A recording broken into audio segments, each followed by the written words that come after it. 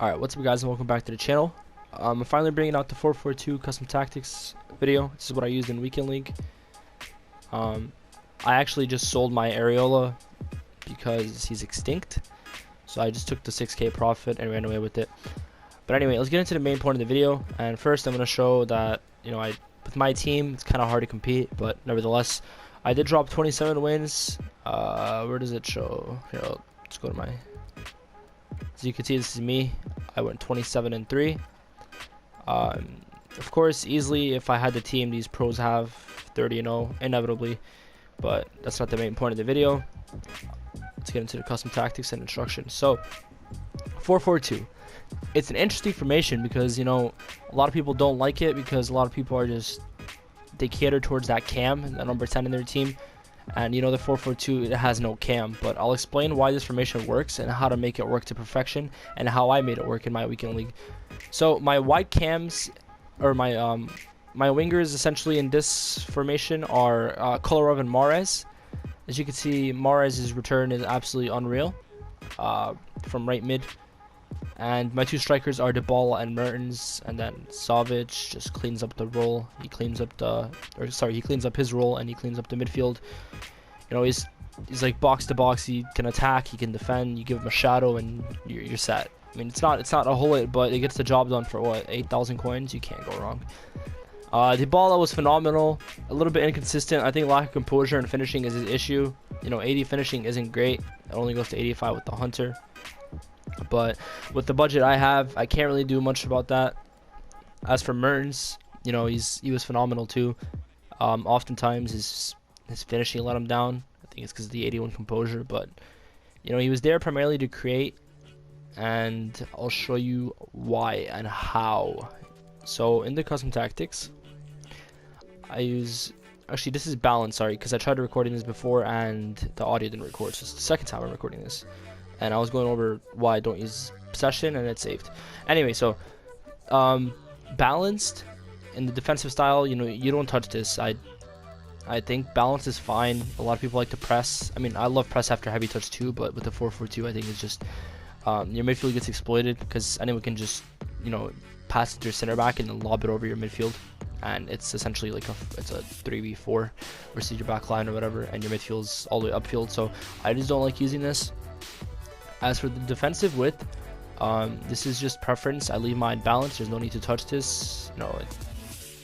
I don't like my width too high, and I don't like it too low. So I think it's just perfect the way as it is, just so my team stays in the correct shape defensively.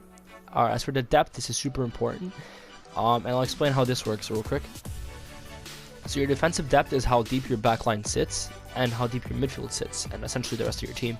So if you have your depth on 1, you could see in that little mini map at the bottom right hand corner, your team will sit all the way inside the box, and you don't want to use that because you just open room to your opponent for long shots, and long shots lead to rebounds lead to goals, and you know how that happens. And then not only that, you don't see much of the ball because your opponent just plays possession all game long. So I think 4 is perfect.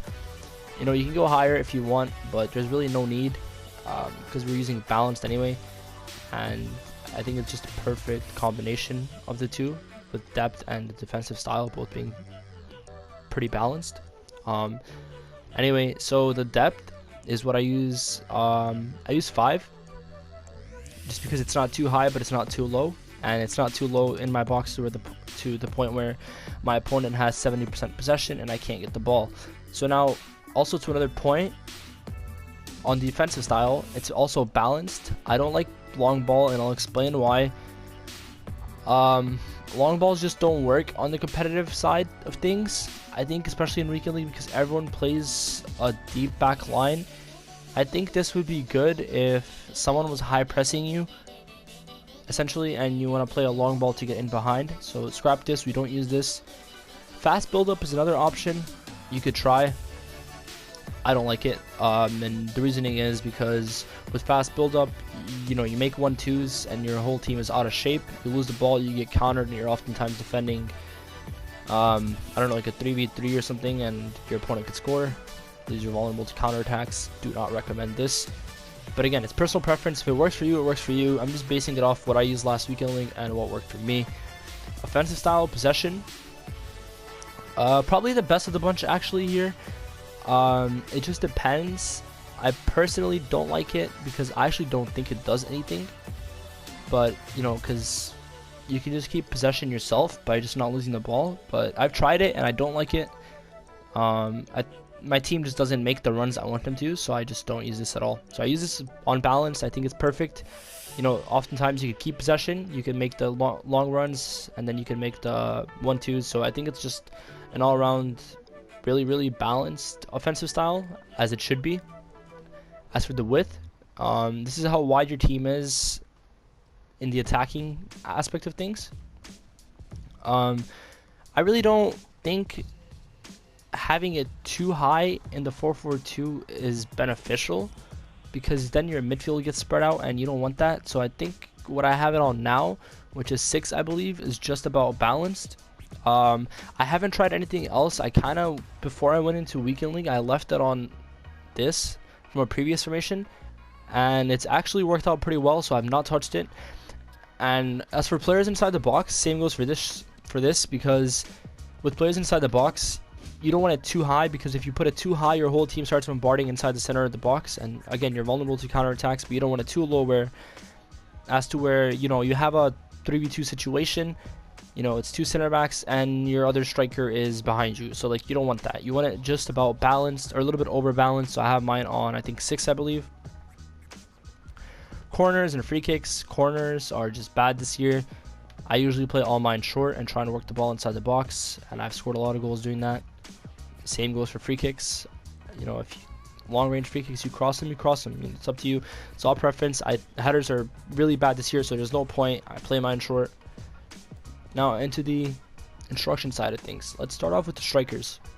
As you can see, I have my left striker, which is Dybala, on stay central, false 9. And I'll explain why. So the stay central side of things, he'll literally stay in the middle. So he acts as your kind of like a number, like kind of like an actual false 9, but then again, kind of like a number 10. If he had 4-star or 5-star weak foot, maybe I think he'd be perfect. But the way this works is he'll drop and he'll stay in the middle of the pitch. So this is how he drops. So with false 9 on the attacking runs, instead of him staying up top in the striker role, being isolated with 2 center backs, he'll actually drop a little bit deeper into the midfield, so just right above Milinkovic, Savic, and Allen. And what that does is when he drops towards the middle of the park, it allows my wingers to make the runs in behind, because I pull a center back out, right? So, you know, in this case, I usually play Kolarov for one half, and I sub in Visca, because, you know, for one half, I feel out the opponent. If I can't score, then I need to make changes, and I'm being honest with you, Kolarov isn't good enough, but, you know, he got the job done, and it was solid defensively. I think he'd be much more suited as a center mid, but anyway, that's not the point. So yeah, when you put this on, he creates space for the wingers, and then the other wingers can get in behind. As simple as it sounds, it's not rocket science. And then as for Mertens, I use also false 9 on him, and he also drops into the middle of the pitch, around the same position as Dybala. And when they both drop, it just means that the wingers will have more chances to make runs. And I'll show you the stat returns on the strikers. So when these guys drop, let's say you do a 1-2 with Dybala, like Mertens does a 1-2 with Dybala, Mertens will stay, and then the other center back will come to mark Mertens, and then I give it back to Mertens, and Mahrez makes the run in behind. So it's just the fullback tucks in, like, of my opponent, and then it's just like his center back has to go out wide to cover the run, and then it's essentially like a tap in for my strikers when they're back. So as for the wingers, I use come back on defense and get in behind, just because it's a solid formation defensively. I'll be honest with you, it's a 4-man midfield, because you have 2 center mids and they kind of balance each other out, one tall one short one box to box, one super defensive guy. I use come back on defense on my wingers, and then I use get in behind. I don't use cut inside because it's unbalanced. I don't want them to always cut inside, because sometimes I want them to stay on the wing, so I don't use it. But anyway, they'll come back on defense, and what get in behind does is they'll make those runs in behind. Simple as it sounds. They'll start running. And, you know, sometimes you don't want Kolarov to make those runs in behind, but like I said, when the strikers drop into that false 9 rule, it helps a lot. So Colorado will be through, and then I can just give it back to Dybala, and Dybala gives it to Mertens, vice versa. Simple as it sounds. And then fullbacks obviously on stay back while attacking, and that's basically it. And also, I don't know if I mentioned, but I don't use stay central on Mertens just because sometimes, like I said, when Mars is open and then the fullback of my opponent shifts towards the middle, that the whole side is open. So sometimes if Mars isn't there and Mars cuts middle or something, I want Mertens to make that run in behind, so I don't want them to always stay central. And since the ball is essentially already central and dropping as a false 9, you know, Mertens makes those diagonal runs between any center back, full back. He's always through. There's also an instruction on keepers. I haven't tested it, but you know, if anyone actually cares, if you don't know about it yet, because I know a lot of you don't, there is this, and I've used it in draft. And one thing that's important is okay, so it's like preference, but there's the sweeper keeper trait which you can use and it actually works, but I don't know how well it works with every keeper. I've used it in draft and it's worked pretty well with Van der Sar, so I mean, you could try it out, see how it works for you. But it can result in chips if you play a high line especially, but you know, usually they dive at the opponent's feet and saves it.